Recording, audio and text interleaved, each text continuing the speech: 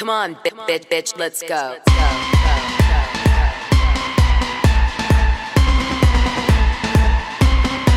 Come on, get ready, bitches.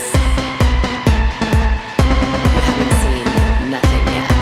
Come on. Valentino, Versace, Lamborghini, Bugatti. I got money to burn. I'm single and I'm naughty. Come on. Tiffany's, Cartier, Gucci on Marty. Come on. Break out your black card, boys. It's time to party.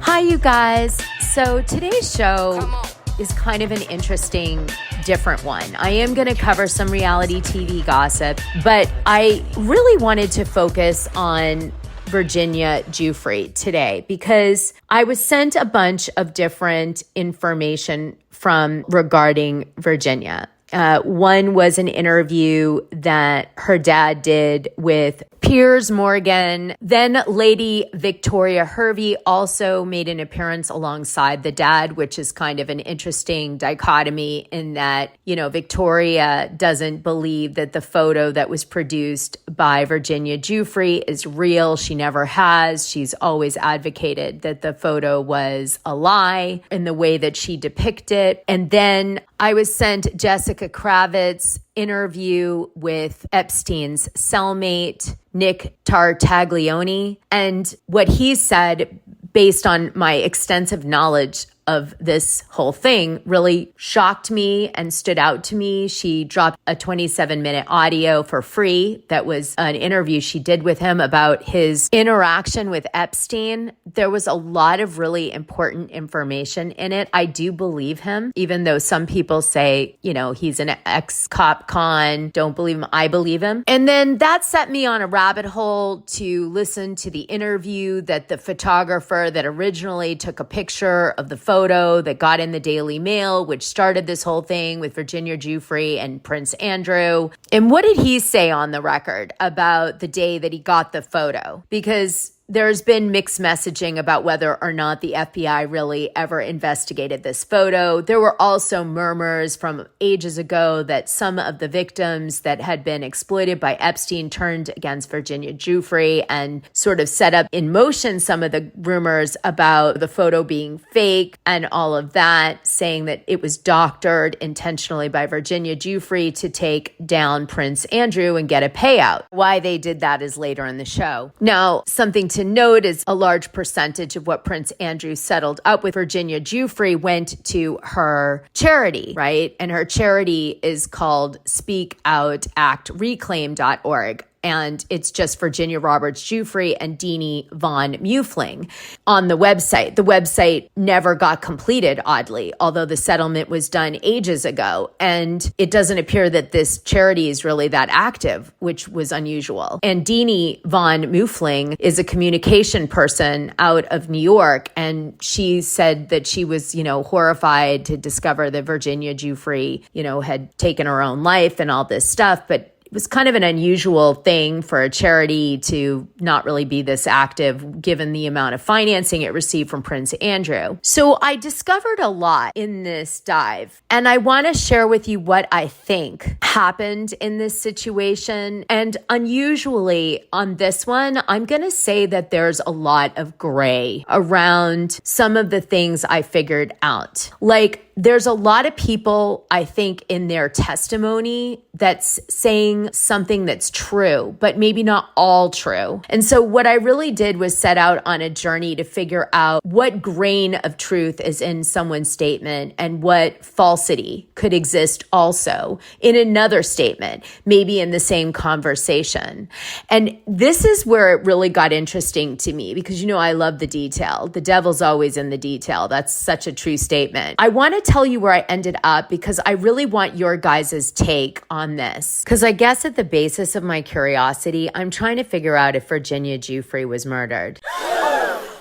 So I spent a lot of time on today's show to be able to deliver the information to you so you could actually give me your feedback on it. This is really important. I'm going to tell you my thoughts as we go, but I really want you to be thinking the whole time that we're doing today's show because it's pretty illuminating. I had to go way back in time and revisit old evidence in a new light. And anyway, I hope you go on this journey with me today. But before we get started on that, which I'm really excited to do with you, I want to start with some gossip that's dropped. So first, I don't normally cover Real Housewives of Atlanta on this show. I usually only cover it on my bonus audio on Tuesday. But I did want to call out that Angela Oakley recently came out and shocked everybody by telling them the story from her viewpoint that happened with Wendy Williams, where it was originally alleged that she was okay that Charles Oakley had had a baby out of wedlock with a side chick, and that in a conversation about something Wendy Williams was going through, to forgive her cheating husband, she was kind of saying, I want you to know that I went through it and I was able to forgive Charles Oakley for having a side baby. And this is the way that Wendy Williams interpreted the conversation and went on to gossip about it on her show. Now, I don't totally believe Angela Oakley. How about them apples? That's shocking, and I'm going to tell you why today. So Angela sets the record straight that Wendy Williams either intentionally sensationalized the story to kind of whack Angela Oakley for coming at her with any advice to do with her relationship, or it's possible that Wendy Williams just didn't get what she was trying to say, right? It didn't get across the line to Wendy Williams. Now, Angela thinks it's the former, not the latter, but I've met Wendy myself, and I have to say that it's possible Wendy just kind of misheard what she said and just interpreted it in her own way and then said it on the show. I'm not sure she intentionally lied in the way that Angela kind of makes it sound to punish her or something. It just, to me, don't see Wendy doing something like that. Let's start the show here with what Angela Oakley says. Now, remember, it's very unusual that Angela would be making this public statement right now because we're at episode 9 of season 16. There's quite a few left. And we know from the teaser, the mid-season teaser, that they're going to be making allegations that Charles Oakley right now, essentially, or at least this is how they're teasing it, is cheating on Angela Oakley. He's not wearing his wedding ring. He's going out, and got some side chick now even, is the way they've teased it. Now, whether or not that's going to end up being true, I don't know. But why would she say this now and kind of ruin what's about to come out, which sort of screws up the whole rest of the season for the viewers, right? I mean, it'd be one thing if she was a tea dropper, okay, but she's being paid money to be on this show. So, I mean, I know you guys are already like, well, she's trying to get ahead of it, but I'm going to tell you why that doesn't totally add up to me. Here's what Bravo dropped about this in the mid-season trailer. It's all in the blogs. People are saying it. I know some married men that don't wear rings as well. Yeah, my husband does not wear his. No? Apparently, you're just so easy to. Just hold on to your panties. Some man had a word for Angela. What? Your husband is cheating. Get your motherfuckers out of here. Oh, stop. Am I wearing pearls? Get him out of here. No, leave him alone. Because they need to be clutched. You're a horrible person. How could you do something like that? Yeah, so you hear it there, right? Okay, so let me go ahead and play you what Angela said now. This was on the Vile Files. Because I feel like it just gives so much drama. But that's not the case. Charles did not have a side baby. We can clear that. And Wendy Williams and I had a conversation that just went left. I gave her some unsolicited advice. Are you able to share what that advice was? I told her, maybe she should stay with her husband. And I know he had a baby on her, but I just thought I was the biggest Wendy fan. And I felt like now's my chance. I saw her in a private event, and I just went up to her. If Charles knew I did this ahead of time, he would have just kicked me out of the party. Because me and my big mouth. So I was like, now's my time. I snuck over to her, and I was just like, Wendy, it's just the baby. And she went off. That's why I'm like, the fans are defending Wendy. Wendy went off on me herself. So it wasn't like Wendy was just sitting there. She was like, get the F away from me. And she was just like, has that ever happened to you? Oh, Wendy went off. I have not lived this day down in my life.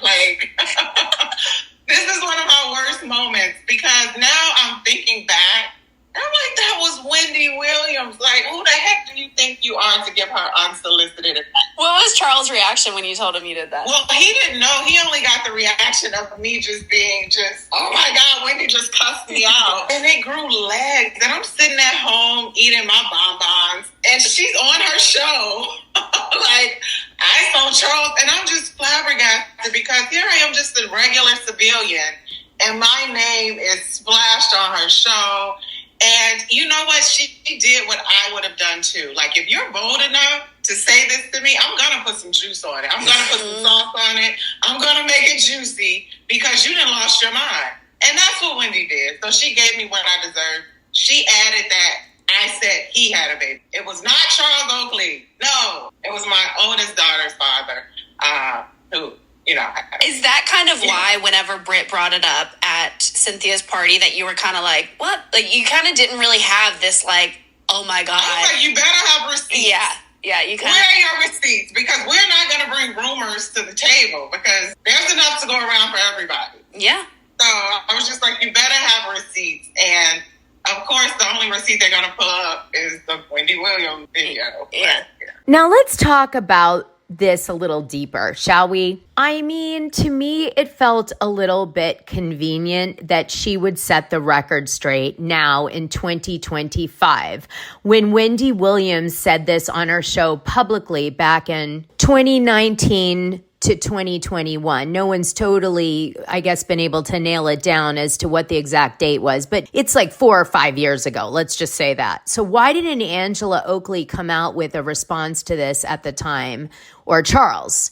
They just did nothing. They just decided to let that live out there in, the sphere forever. Why? Another thing I want to say is the fact that Angela blames Amari's dad, who we know from the show, at a minimum, if she was telling the truth on this, was murdered in Chicago when Amari was 7 years old.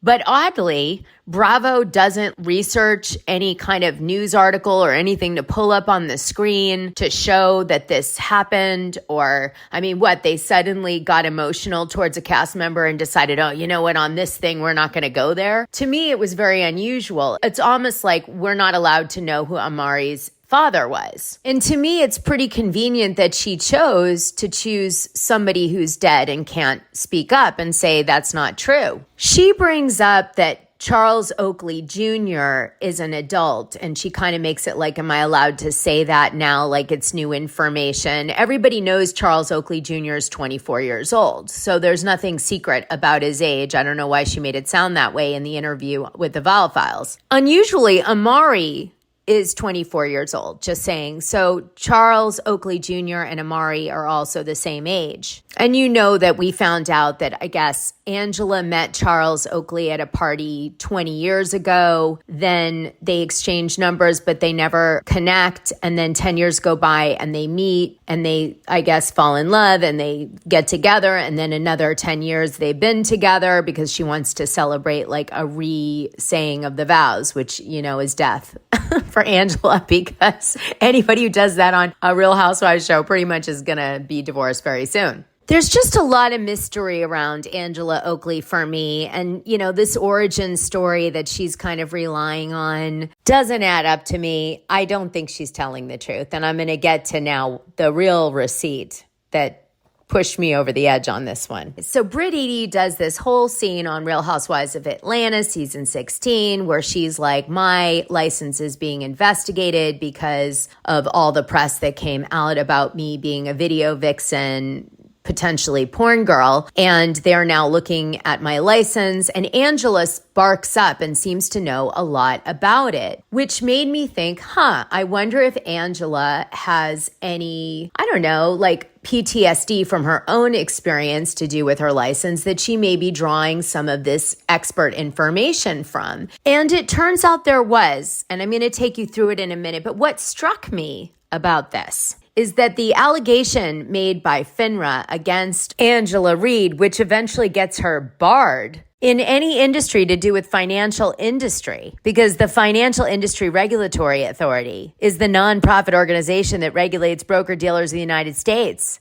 It's a self-regulatory organization and oversees brokerage firms and exchange markets working to protect investors and ensure market integrity. FINRA's mission is to protect investors and safeguard the integrity of the securities markets. Ooh, this is going to get juicy. Wait, I'm building a case here. So FINRA bars Angela Oakley from being able to practice under her license forever. And they do this because she takes out a loan unbeknownst to a relative without their permission, using their identity to the tune of about $17,000. And she uses it for her own financing for her own self. And she gets caught. And an investigation is done by FINRA. And she is found to not have done things properly or responded to them in a timely manner about it. So in other words, she was afraid to incriminate herself in some way. So she just stayed quiet and they barred her securities practice over it. Angela also said that the reason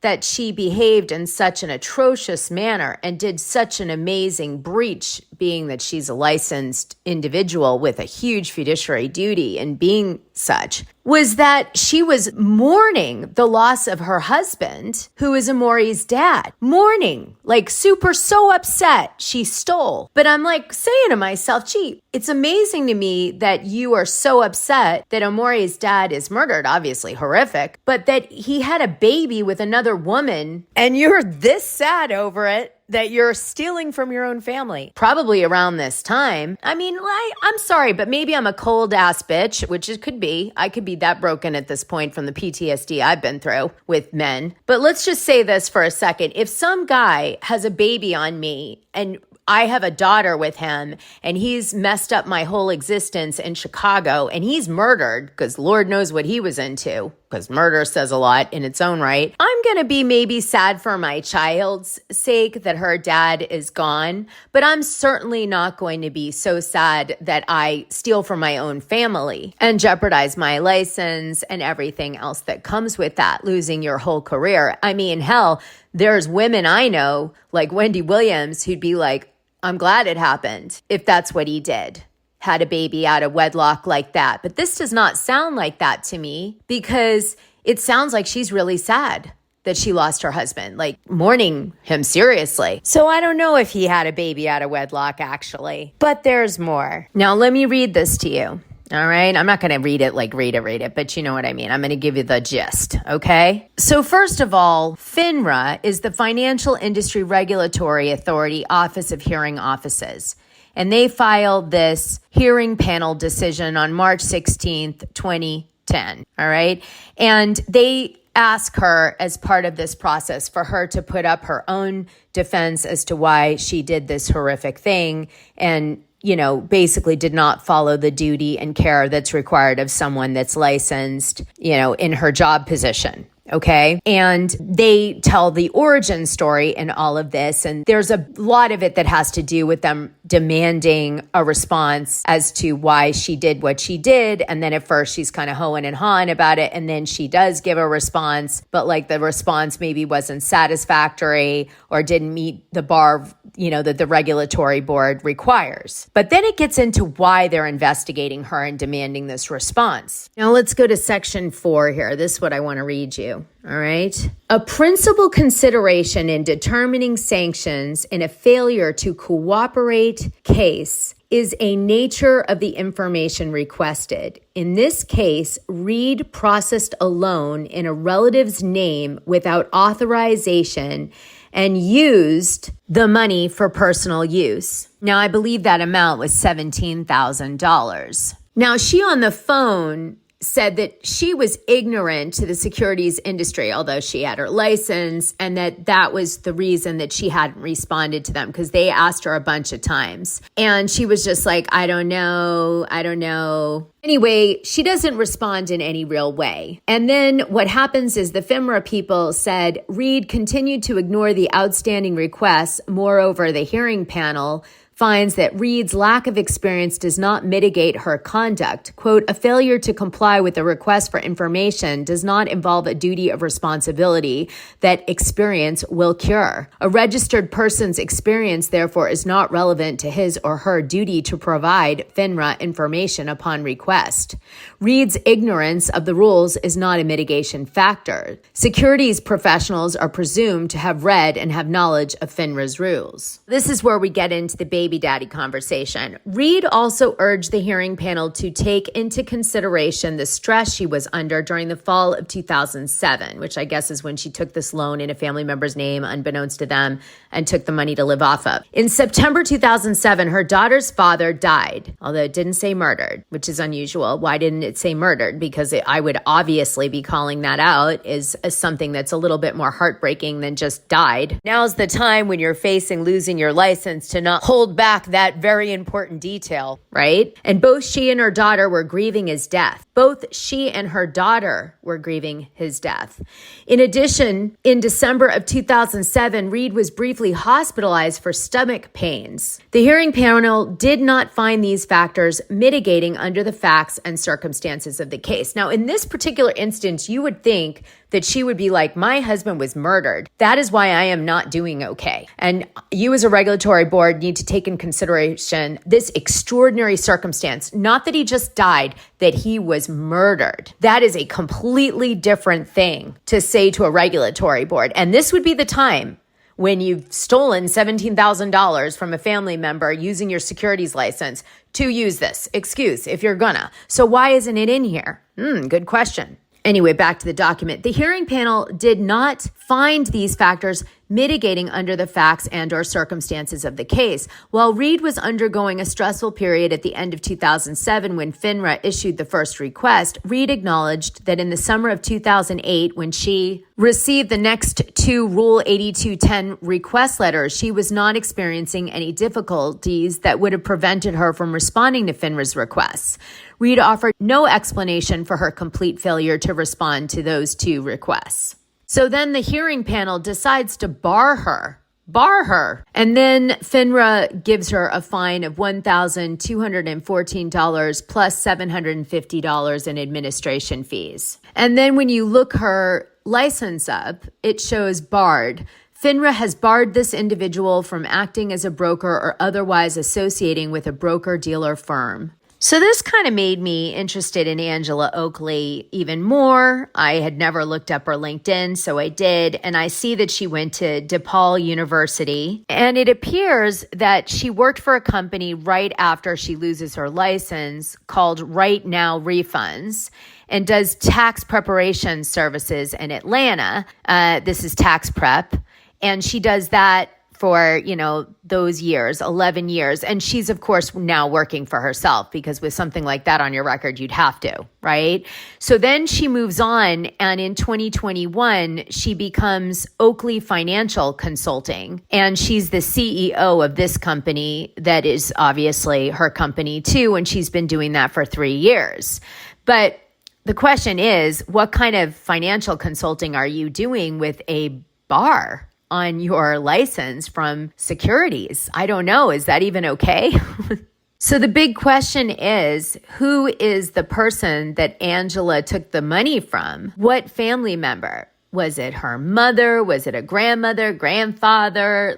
Who is this person? Because if you know that, on top of it all, it makes it even more sinister. If it's her mom or her grandma, that's pretty effed up stuff. That actually makes Britt Eady look like a saint. But why do I bring this up to you? It's not to judge Angela Oakley about defrauding her family, however she did. I mean, I don't know. Maybe her family was horrific to her. Who knows? I'm not going to get into that. That's for you guys to deep dive further. But what I will say is it makes me question every single thing she says, and it makes me believe that Charles Oakley saved her ass till tomorrow morning. And whatever Charles Oakley tells her to do or whatever she has to ever take for the team, for Charles, believe me, she's going to do it. And I'm not sure Charles Oakley is going to approve of all the newfound power that Angela Oakley is going to come into by getting the Bravo platform. He already dismisses her every minute he gets. The camera doesn't lie about those types of things. He doesn't have time for her. And it's pretty obvious. And the producers, knowing what I know about them from my time on Real Housewives of Beverly Hills, when they notice. For the full scoop, join the Dishing Drama Dana Patreon. The link is in this audio description. It's only $6 a month and you'll get the best information and tea about the things you care about and even the things you don't know you care about. What are you waiting for?